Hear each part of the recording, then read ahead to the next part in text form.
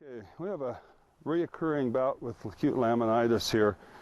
This guy's been chronic for some time, and he's got a metabolic issue which causes him to become acute occasionally, and this is frequently the case with a lot of these modern day laminitis horses. And so the styrofoam that we apply to his feet is going to give him initial comfort and make it more able for him to be ambulatory. And so we're going to demonstrate that today, show you how you can make these guys comfortable in very short order. And it's the preliminary treatment protocol for the EDSS system as well as the clogs.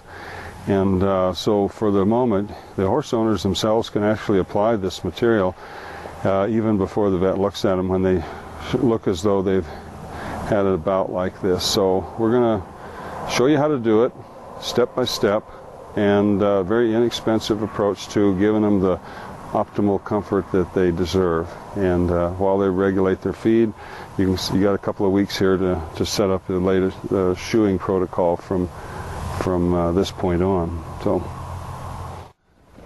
these styrofoam blocks are 2 inches thick, and they're sized EDSS, small, medium, large, and extra large. This is how we like to see them fitted. You don't want them too far in the back. That tends to make them tip too far forward, but you want just a little bit of a rim all the way around. And this one fits him just nicely. There's approximately 1/4 of an inch on each side, and that's basically what you like. We rocker the toe a little bit. This one has been trimmed away already, but we want to unload this dorsal wall, make sure that all of the weight gets borne in this back section of his foot, which is generally the least painful. Once we've selected the proper size, we'll put a piece of tape across. And this tape is just to briefly attach it to the foot so that you can continue with wraps around the foot.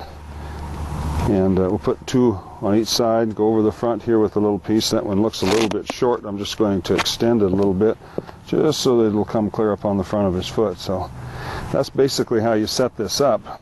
I'm going to tape this feather up here because we want 2 wraps to come right up over the bulbs of the heel. And if this hair is hanging down there, he won't want to put his foot down on the ground. He'll just pull all this hair here. So just for temporary, we'll tape it up out of the way here. And I'll put this on like so. Pull these tabs down firmly on each side and down on the toe. And you'll see that with that, it makes that block fairly firm so that I can continue with more wraps around the foot. And I'm going to try to put this tape half on the block and half on the foot with my initial wrap, and then make a couple wraps there. And as quickly as I can, I'm going to come up well over the bulbs of the heel here, like so, and then I overlap that wrap with another one, and then blend all of these wraps in together. What that does is it joins every one of these clear up over the bulbs of his heel and the block, and bonds this whole thing together. And you can see it's really quite firm. So I'm going to go ahead and let him stand on that now. You see there?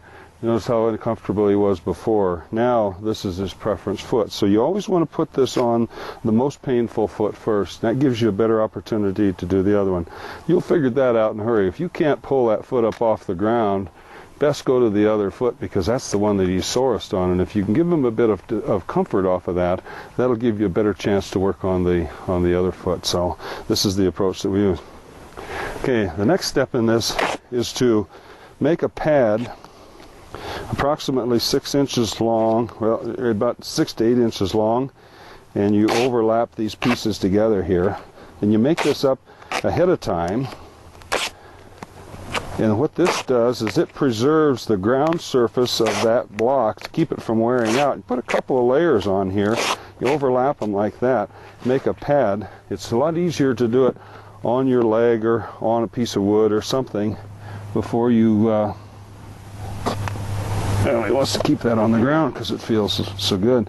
You put that over the bottom here, pull these edges down like so, and just take a row around it. One little strip around there is enough to hold that on. But that's going to, for next 2 or 3 days, it's going to keep that styrofoam from becoming chipped and worn away. And that little bit there is going to last him for a couple of days.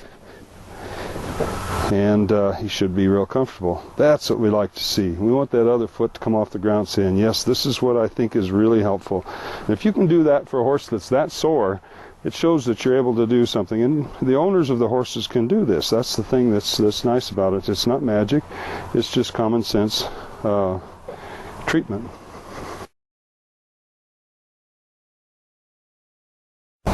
As you recall, we put this styrofoam blocks on him approximately 2 days ago, and they've crushed down, as you can see, to about 3/4 of an inch or so, and that's what we expected. It means he's been fairly active on it, and it's done a nice job of compressing.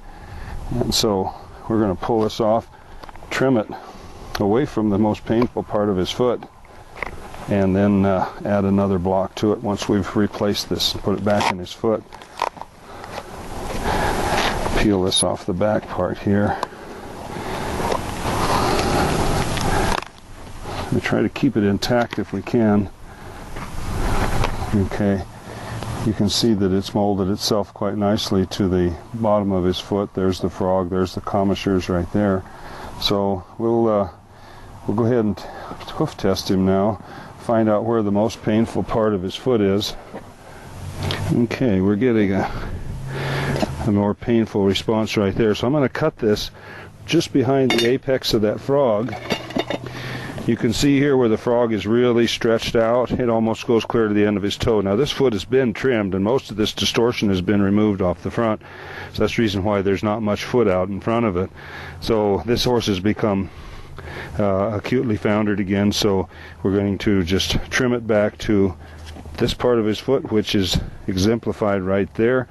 I'm going to draw a line around that. I'm going to draw it right about in that area right there, starting right about there, and draw that same basic pattern like that. Once we've got it to where we can kind of look at it a little bit, then we'll take and trim it. If you have a pad cutter, it works pretty good, but you can also do this with nippers as well. It trims right off there. Trim this piece, and we're going to put this back into the bottom of his foot. Put a couple of little tabs over each side here, and we're going to put that back in his foot just the way it came out. And those little depressions that are made by the frog will be easy to find. You'll just move them around and they'll lock into place. Put that piece back on there. And mind you, it's trimmed behind the most sensitive spot on his foot. And we'll just take one little wrap around here with that.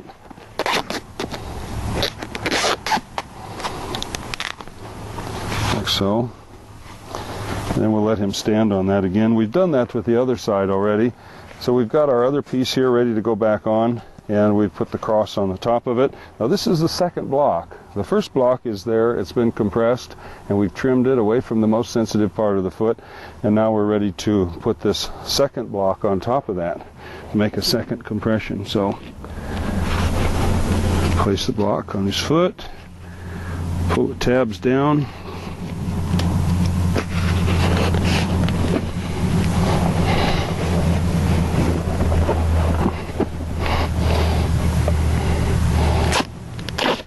do the same as we did with the original block.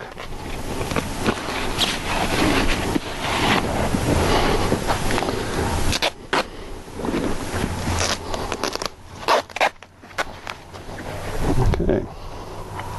And that's basically all there is. We'll take off our wrap here for our feather wrap, and just double check, make sure none of that's gotten tucked down in behind there. Okay. And we'll take him for a little walk and see if he likes that. Alright, it's real common for him to want to crush the front of that first. That helps to relieve some of the tension on the deep flexor tendon, which is a part of the acute laminitis. And if it shows in the instruction how to deal with that if it crushes too quickly. We're going to let him walk around here, and you can see he's much more comfortable. They're able to move, takes the torque off of the lamina around the coffin bone, and it's just one of those ways of giving him that comfort. You can see the expression on his face is a lot better, and for the next couple of days he's going to have a lot of comfort.